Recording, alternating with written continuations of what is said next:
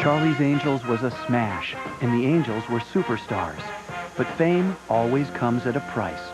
Being famous took some getting used to. The attention was unbelievable. The girls would go out shopping on the weekend, which they did often and well, and they were mobbed. It's like what rock stars go through, I guess. You know, you go through the back doors, you go through kitchens, your life isn't your own anymore, and all of a sudden you're splashed all over rag sheets. But there were perks, like visits from the Hollywood elite. Even Britain's Prince Charles paid a visit to the set. He didn't just want to meet us. He was very inquisitive about the lighting and the sets, and, you know, he really wanted to learn. We signed a picture for his dad, all of us together. He posed for the photographers and said, now you know why they call them Charlie's Angels. Another aristocratic fan got a little carried away. One day, Aaron's assistant, Brett Garwood, called me and said, the man from the Middle East would like to buy Charlie's Angels. He mentioned who he was, some sultan or something. And I said, okay. I gave him the name of our distributor for international. And he said, no, we want to buy Charlie's Angels. And we had this who's on first conversation. Yes, we'll call this man. And no. What he wanted to do, they wanted to buy the girls. I said, well, then I better give you other names, you know. But that's how crazy it got. Charlie's Angels may have been a huge hit, but it was criticized for its bad acting, mediocre writing, and over-the-top style.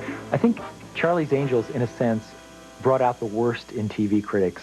It made them appear to be snobs and above the material that they were writing about. It was almost as if they didn't get the joke, and so they dismissed it as junk, as fluff. God. You know, they joke about the criticism. The critics, their favorite line was, the biggest item on the budget is hairspray. So what? It really didn't have any relevance. It was Charlie's Angels. If you suspended your disbelief, you could enjoy Charlie's Angels on a relatively meaningful level. As Aaron said, always keep the blonde in the middle. Not surprisingly, many women took issue with the show's emphasis on the Angels' feminine charms. You mind if I look you over? Oh, no. One owner, low mileage, clean. It was sold as is, little lady. You got a shape that'll sell tickets. What hurt the most was feminists criticized it. I don't understand. I mean, we're doing the wrong thing by having the only 3 women leading in an action-adventure series. I'm sorry, I don't understand what you're talking about. I thought we were paving the way for women to, you know, have a voice in television and to be playing something other than, you know, a nurse or a wife. As far as the producers were concerned, the critics were missing the point. All right! We did want to make a statement that said women could be beautiful and smart and strong and lovable. They could be everything. We didn't set out to change the world. What we had in mind was a 33 share, basically. That's what we had in mind.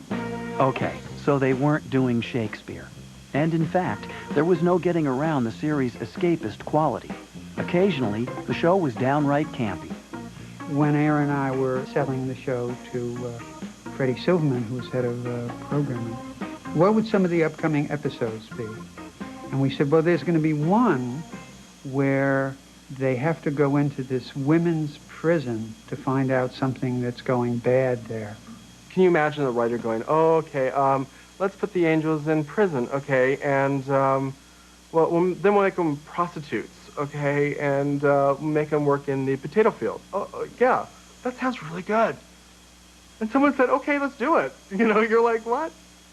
And eventually they're handcuffed together and they're running through the swamps, soaking wet, and it's called Angels in Chains, our highest rated episode ever, and one that the network chose to repeat. They would play it every week if you would allow them to. It was a crazy episode, but everyone loves and remembers that episode.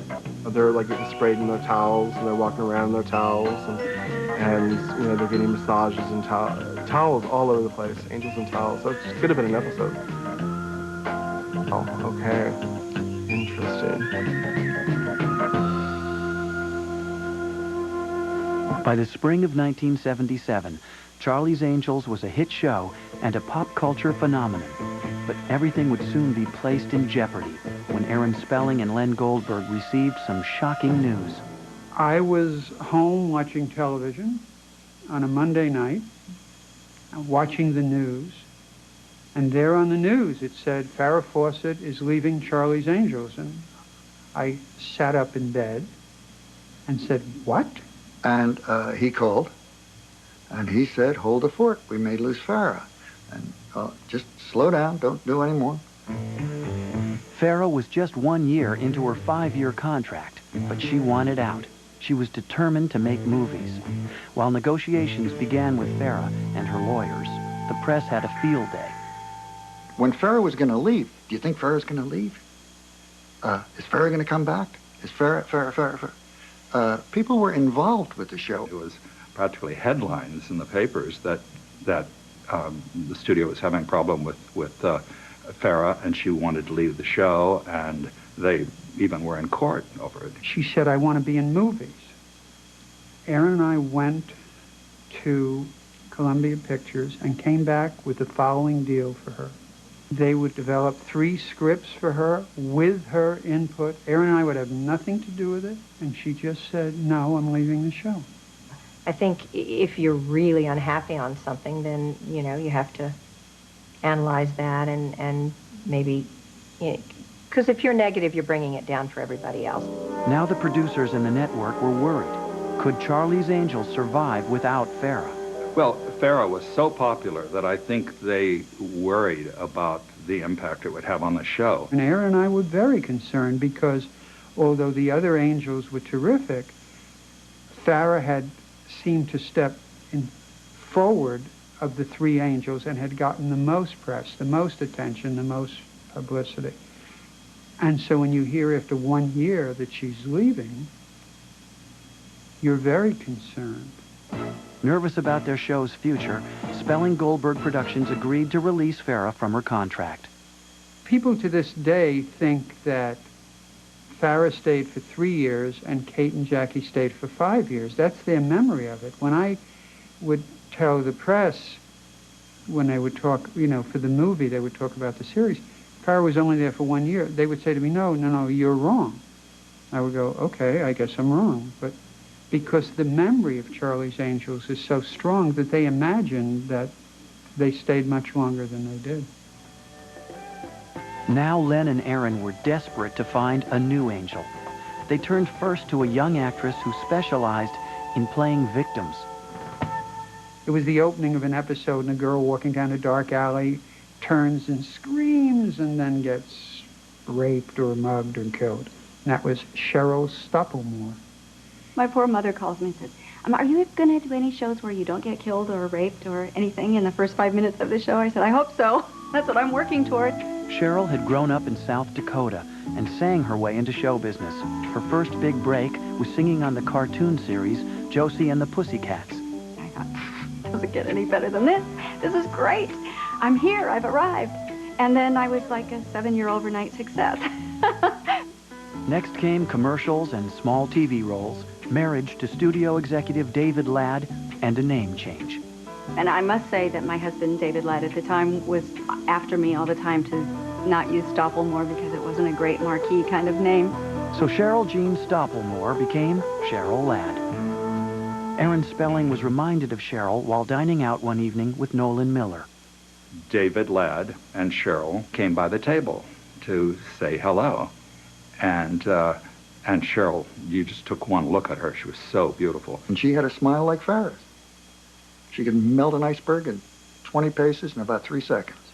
And Aaron said, are you coming to the studio tomorrow? We are picking a new angel. And I said no, thank you, because I didn't think that was the kind of show I wanted to do. And I certainly was, like everyone else, just sort of blown away by the phenomena of Farrah and all of that. Cheryl Ladd walked away from the part.